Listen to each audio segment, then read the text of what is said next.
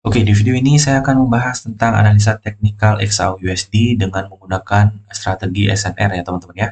Jadi sebelumnya saya udah share indikator trading view yang menurut saya itu tingkat akurasinya sangat bagus. Kemudian mohon digunakan dengan bijak ya teman-teman ya. Jadi jangan barbar karena indikator tidak 100% memberikan akurasi yang tinggi juga ya. Di sini kita lihat yang tadinya 0,84 untuk profitnya sekarang udah 3,31 dan teman-teman bisa lihat di video sebelumnya ya. Jadi di video channel satunya. Nah, kemudian di sini saya akan membahas tentang analisa teknikal. Jadi, apakah market akan bergerak bullish atau bearish ya di dalam minggu-minggu ini. Nah, kemudian kita akan hilangkan terlebih dahulu coret-coret di sini ya. Jadi, kita masuk ke time frame besar dulu. Kita akan lihat dulu harga tertingginya tuh ada di mana seperti itu ya.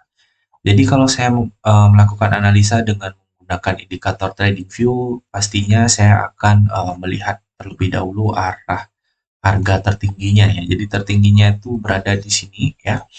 Kemudian di candle yang ini terdapat rejection yang sangat besar ya, atau area shadow-nya ini melebihi dari body candle-nya. Nah, kemungkinan besar market akan cenderung turun. Jadi saya akan mencari area-area untuk open posisi sell. Kemudian sebelum kita masuk ke open posisi sell, saya ingin mencari area support support yang akan dituju ya selanjutnya ya itu ada di sebelah sini ya sebelum dia akan masuk ke harga segini. Oke. Nah, di sini kita udah dapat areanya ya teman-teman ya. Kita melakukan analisa di time frame 4 jam terlebih dahulu. Jadi di sini saya berikan contoh gambarannya. Karena di sini ada rejection teman-teman, satu candle ini membentuk candle rejection di mana candle ini bisa jadi penerusan dari pembalikan arah tren yang dimana tren kita lihat di sini sudah mengarah ke arah turun ya teman-teman ya.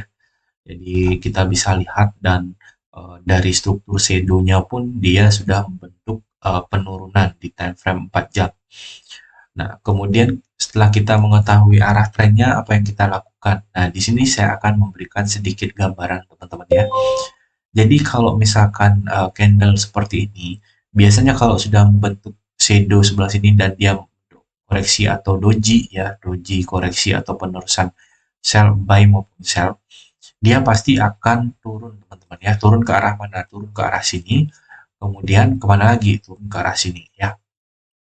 Jadi kisarannya tuh seperti ini teman-teman ya. Jadi kalau misalkan dia ada penurunan dan kita lihat di sini ya candlenya itu seperti ini, kemudian dia akan seperti ini. Namun setelah dia masuk ke area ini, mungkin dia akan sedikit melakukan koreksi ya. Di sini mungkin ada doji atau bisa langsung tembus seperti ini.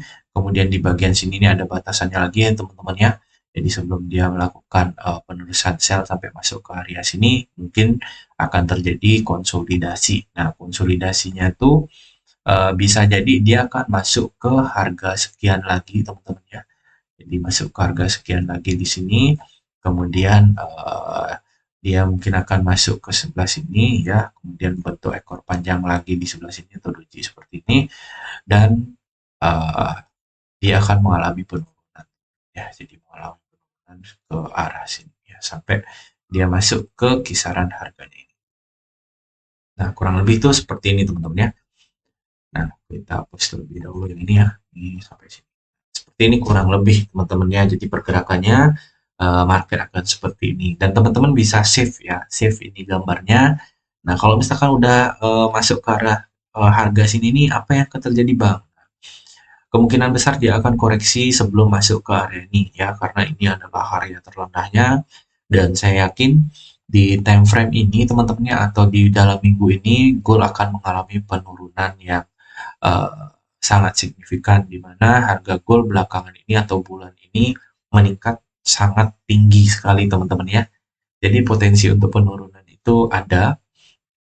Kenapa? Karena ini sudah masuk ke pertengahan bulan April dan saya yakin market akan masuk ke harga terendah berikutnya seperti itu ya. Jadi kurang lebih gambaran di time frame 4 jam itu seperti ini. Analisa kita akan ambil open posisi sell, sell, dan sell. Ya, jadi saya udah nggak berani open posisi buy karena di sini sudah banyak momen rejection, di sini rejection, dia koreksi coba menembus lagi, dan di sini correction yang ketiga kalinya. Kemudian di candle berjalan pun sama, dia akan mengalami koreksi sampai masuk ke harga ini. Oke. Nah, sekarang kita hapus terlebih dahulu. Nah, kurang lebih seperti itu gambarannya ya. Jadi ini masih ada kemungkinan untuk turun ya. Jadi kita hapus dulu dan kita ya. Nah, di sini kemungkinan akan turun sampai ke sini ya teman-teman ya. Atau kurang lebih 600 pip ya, 600 pip penurunannya. Nah, sekarang kita masuk ke time frame kecil. Nah, sekarang teman-teman kalau mau apa namanya? Scalping di time frame 5 menit, 15, 30 ya. Sekarang kan kita udah dapat areanya. Nanti kita turunin time frame-nya, kita udah tahu di mana batasannya. Oke, nah seperti ini batasannya ya, teman-teman ya. Nah, kalau udah kayak gini, apa yang akan terjadi, teman-teman ya? Jadi, kalau kita strategi SNR, yang pasti kalau misalkan ada yang di break ya, ada yang di break, kita pasti open posisi penerusan. Nah, di sini ini ada namanya support ya, teman-teman ya, support. Nah, kemungkinan market akan masuk ke harga ini ya. Sebelum masuk ke harga ini, dia akan membentuk koreksi doji ya. Koreksi dojinya di mana? Ya, koreksi dojinya kurang lebih di kisaran sini teman-teman ya, sebelum dia masuk ke harga ini teman-teman ya. Ke harga terakhir ini.